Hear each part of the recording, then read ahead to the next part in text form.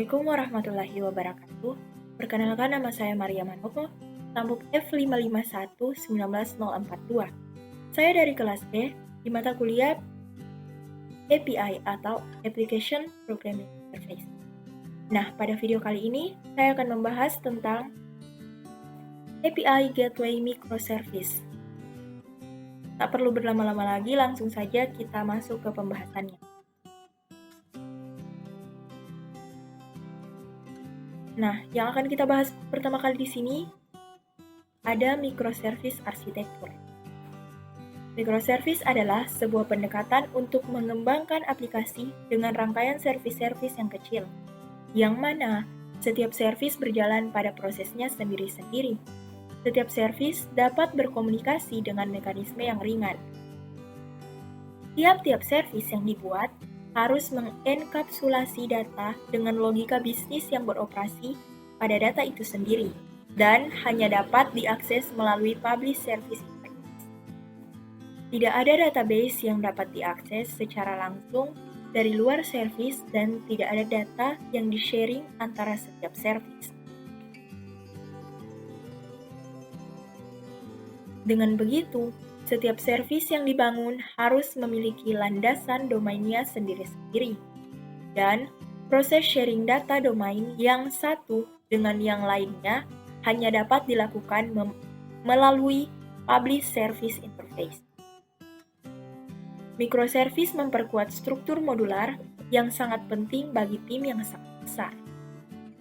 Menurut Martin Fowler, ini adalah key benefit yang juga aneh jika dikatakan kelebihan, karena tidak ada alasan apapun mengapa microservice memiliki struktur modular yang lebih kuat daripada monolitik.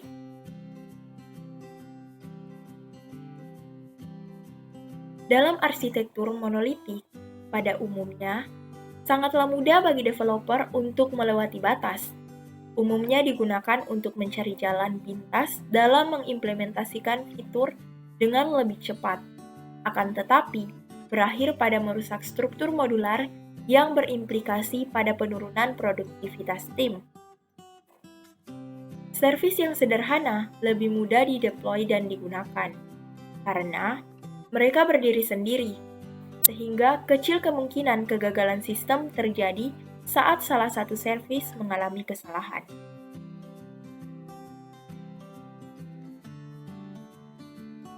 Dengan microservice, kita dapat mencampur dan menggunakan beragam bahasa pemrograman, framework, dan teknologi penyimpanan database yang digunakan. Baiklah, di sini akan saya tampilkan microservice arsitektur dan inilah gambarnya. Kita lanjut. Pada pembahasan kedua ada RESTful API. API atau Application Programming Interface adalah sebuah teknologi untuk memfasilitasi pertukaran informasi atau data antara dua atau lebih aplikasi perangkat lunak. API adalah antarmuka virtual antara dua fungsi perangkat lunak yang saling bekerja sama. Baiklah, di sini ada gambar API yang melakukan kerjasama atau saling timbal balik dengan perangkat lunak yang ada.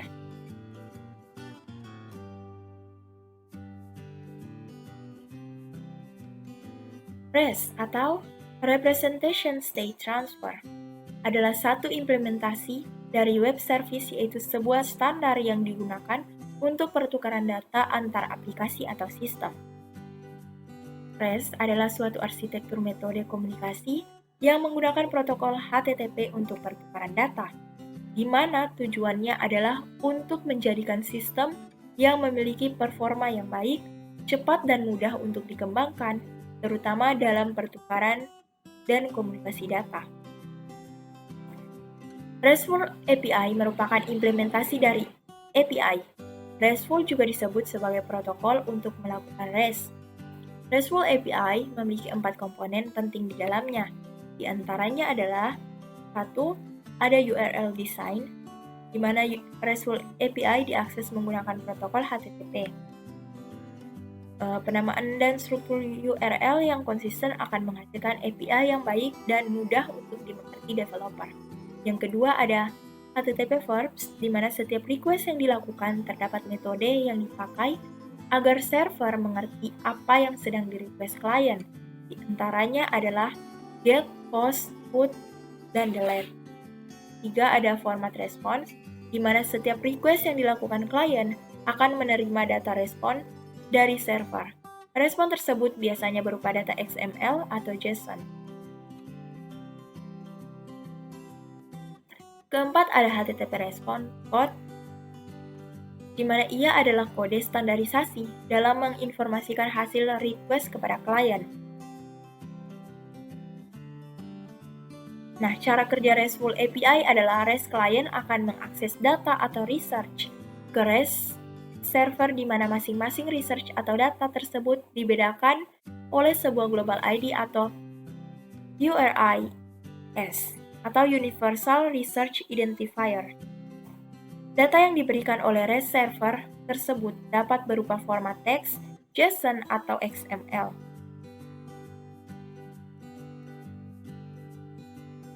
Cara kerja RESTful API yaitu pertama harus ada sebuah REST server yang akan menyediakan research atau data.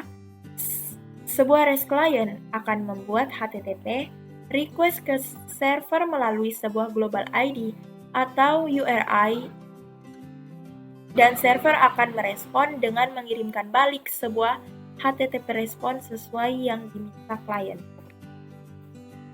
Nah, di sini ada komponen dari HTTP request.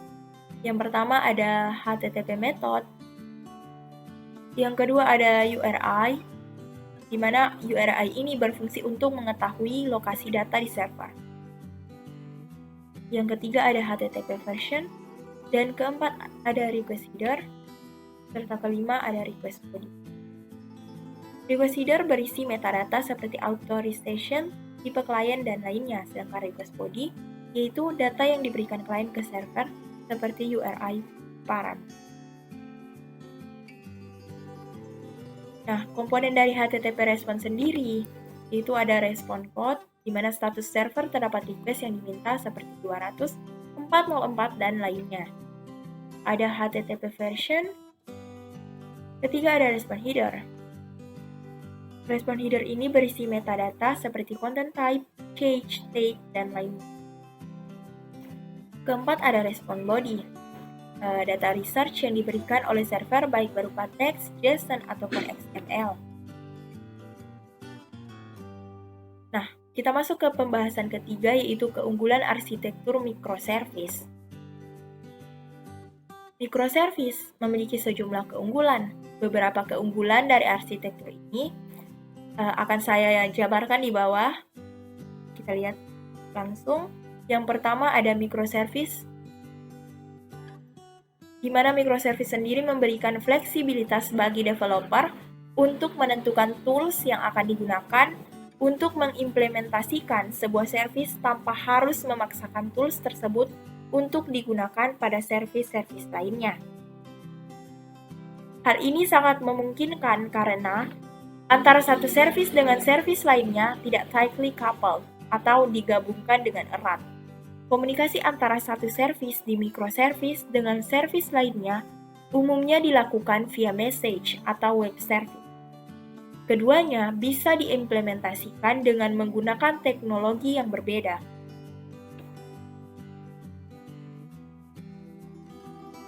Yang kedua, microservice memungkinkan team splitting dilakukan dengan mudah. Satu tim yang menangani sebuah microservice bisa dengan mudah memisahkan dari tim lainnya, karena mereka tidak berbagi code base dan hanya terikat dengan interface yang didefinisikan di dalam service-service tersebut. Lanjut yang ketiga, yaitu memisahkan fungsionalitas dalam service-service terpisah menjadi service-service tersebut terisolasi satu sama lain. Dengan kata lain, resiko dan problem dalam satu service akan lebih mudah dilokalisir. Termasuk di dalamnya adalah permasalahan dengan legacy system. Yang keempat, ada Microservice memungkinkan pembedaan profil satu service dengan service lainnya, terutama yang berhubungan dengan scaling up. Baik, itulah tadi penjelasan dari saya tentang APA Gateway Microservice. Kurang dan lebihnya saya mohon maaf. Billahi taufiq wal hidayah. Wassalamualaikum warahmatullahi wabarakatuh. Sekian dan terima kasih.